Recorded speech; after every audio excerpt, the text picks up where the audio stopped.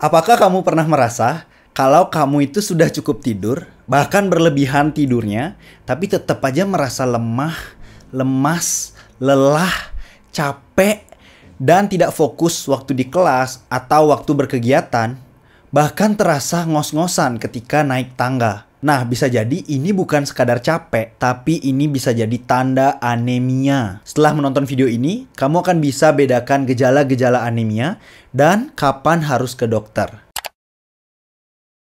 Halo, aku Dr. Rama Wintara. Selamat datang di Klinik Tanpa Resep, tempat keluhanmu dibahas dengan santai. Pertama, kita perlu tahu dulu apa itu anemia dan apa saja gejala-gejalanya. Singkatnya, anemia ini adalah kondisi ketika hemoglobin atau bagian dari sel darah yang fungsinya untuk mengangkut oksigen.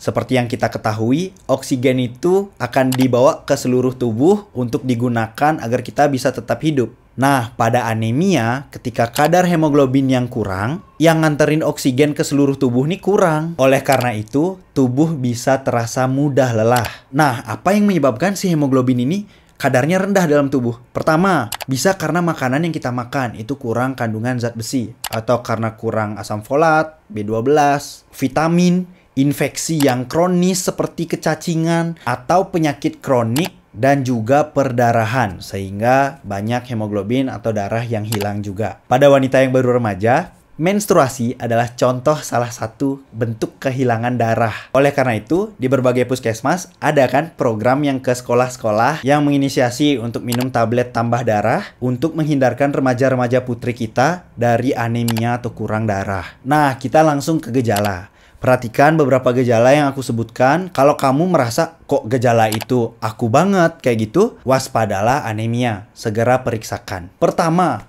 kamu sering merasa lemas, mudah capek, atau stamina gampang turun. Ya, biasa kita sebut sebagai lemah, letih, lesu, lelah. Selanjutnya, kamu tampak pucat, entah yang kamu sadari atau orang lain yang menyadari kamu tuh lebih pucat aja. Habis itu yang sering nih, pusing atau kelingan gitu, apa ya bahasa Indonesianya? Kelingan, berkunang-kunang kali ya. Sering kayak mau blackout gitu. Dan saat aktivitas itu meningkat, misal naik tangga atau jalan yang cukup jauh, berlari atau jogging, itu rasanya napas cepat, pendek, dan ngos-ngosan. Kemudian gejala yang mungkin kamu rasakan juga adalah jantung seperti berdebar. Kemudian kepala rasanya sakit, pandangan yang berkunang-kunang, atau nih kalau masih sekolah, penurunan prestasi belajar. Karena kamu tuh gampang lemah, lelah, letih, lesu, jadi kurang fokus. Dan yang perlu kamu ketahui, anemia itu ada beragam jenisnya. Tapi 90% itu adalah anemia defisiensi besi karena kekurangan zat besi untuk membentuk hemoglobin. Tanda-tanda yang khas dari anemia defisiensi besi ini yang pertama, kuku itu kalau diperhatikan bentuknya itu seperti sendok. Harusnya kuku kan seperti ini nih, seperti ini. Harusnya kuku kan seperti ini. Kalau pada anemia defisiensi besi itu bentuknya seperti sendok, malah cekung seperti ini ke atas. Kemudian, perlu diperhatikan kalau kamu atau teman kamu atau orang di sekitar suka makan es batu. Kayak abis minum, esnya masih tuh esnya dikunyah, dimakan-makan gitu. Itu istilahnya namanya pika atau pica. Lalu kalau diperhatikan lebih detail lagi, itu bisa dilihat dari lidah. Di lidah tuh wajar ada putih-putih dikit gitu. Yang nggak wajar itu kalau lidah itu merah total, kemudian rasanya mulus gitu. Itu namanya papil atrofi pada lidah. Kemudian tanda yang lain yang bisa diperhatikan juga nafsu makan turun.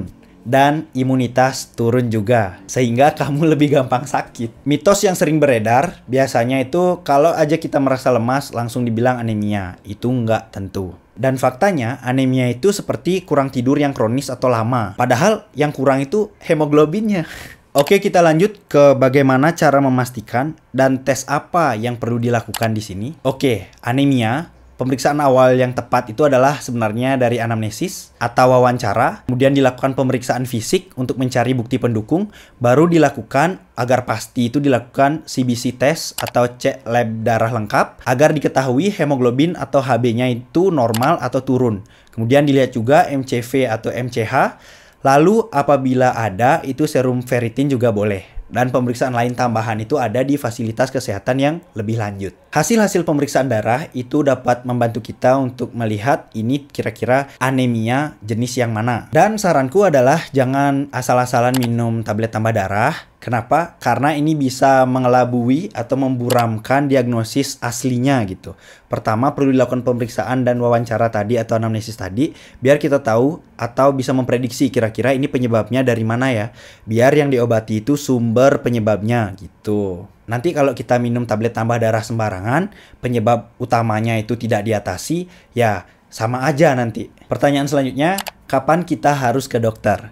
Kalau kamu merasakan gejala-gejala yang aku sebutkan tadi, sampai 2 minggu gitu bertahan misalnya nggak membaik, ke dokter aja. Kemudian kalau merasa berdebar, kemudian sempat pingsan atau pucat banget gitu, langsung aja ke dokter. Kalau sudah mengganggu aktivitas harian, ke dokter juga. Kemudian pada ibu hamil atau remaja perempuan yang haidnya banyak atau mengalami penyakit kronik tertentu, ke dokter. Kemudian kamu bisa langsung ke IGD apabila kamu misalnya ada BAB darah ataupun muntah darah atau pingsan, habis itu lemas banget, keluhan yang tidak bisa tertahankan, langsung ke dokter. Oke, kita masuk ke kesimpulan.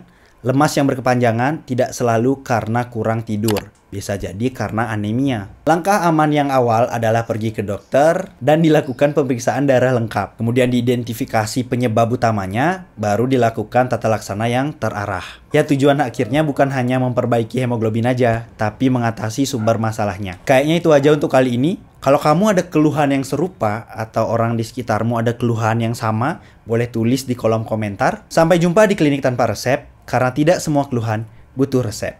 Bye.